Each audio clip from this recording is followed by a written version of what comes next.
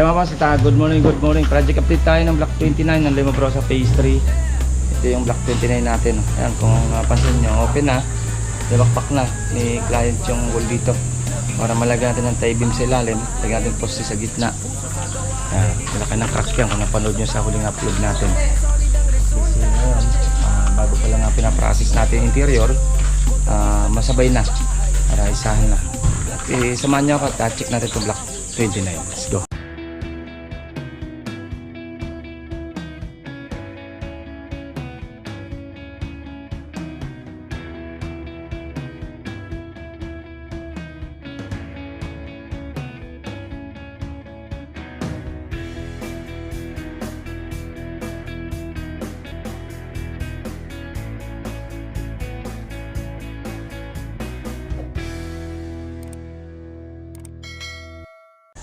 Kaya mga boss, good morning, good morning. Project update tayo ng Block 29 Lima Brosa Phase 3. Pinabakbak na ni client yung wall dito. Sagad pa yan doon, lalabas yung poste.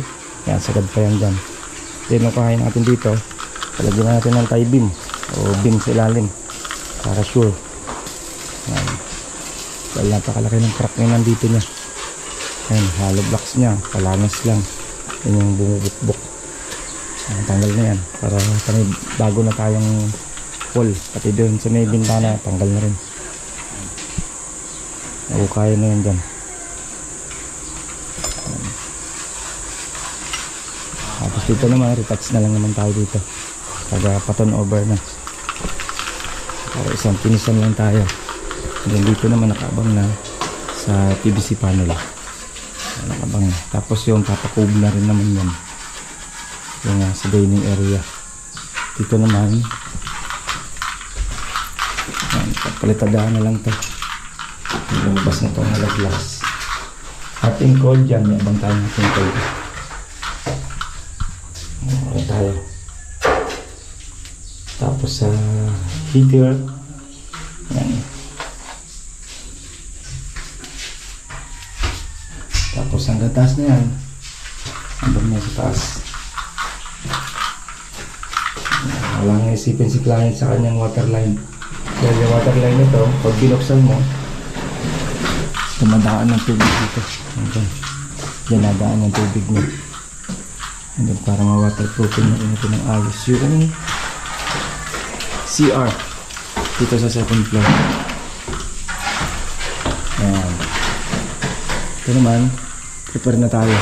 Bibili na natin yung tiles ngayong araw, mga Martes, para ito masimulan na rin ng ties at malagyan ng wall partition.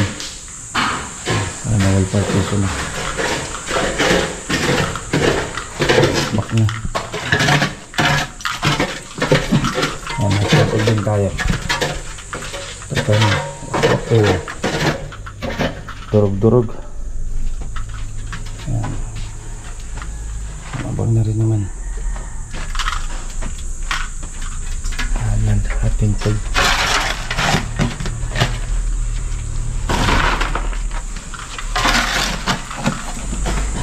yan, ating kunting pasilip dito sa Lima Brosa Phase 3 yung Block 29 natin. Primer na, dala na yung mga bakal, diba?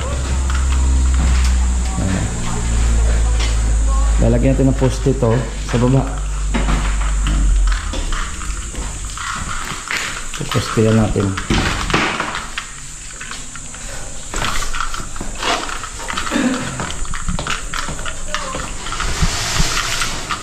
Pupustihan natin ito dito bago tayo magpinto para sure. Ayan, masalo to kasi napakalayo na, halos 5 meters yan. Malagyan natin ang poste dito, tie beam sa ilalim, okay natin yan para hindi lumabas ng crack na yan. Ano mga crack nito, ito tanggal din, ang buo na yan. Tie beam malagyan din natin sa ilalim. Okay na siya. Ayan nga, basta natin konting pasilip dito sa Block 29 ng Lima Brosa Phase 3. Yung itong Linea. Ayan, yung pinabakbak na natin. Then yung mga CR na layout na yung ating mga water line. PPR pipe yung ginagamit natin. PPR pipe natin. Okay, next update natin. Check naman natin yung yung Tanawan Park Place naman. Next update natin. Ingat tayo. Bye-bye. Ito pong J Uragon Vlog, napakaganda po ng channel na ito, no? Tungkol po ito sa construction. Actual construction po ang channel na ito, no? Pag pinanood nyo po ito, panalo po kayo sa channel na ito. Napakaganda po ng mga video niya. Lalo na pong magaganda, no, yung mga iba't ibang design niya. Kakaiba po yung mga iba't ibang design niya sa mga kisame. Subukan nyo pong panoorin J Uragon Vlog na ito.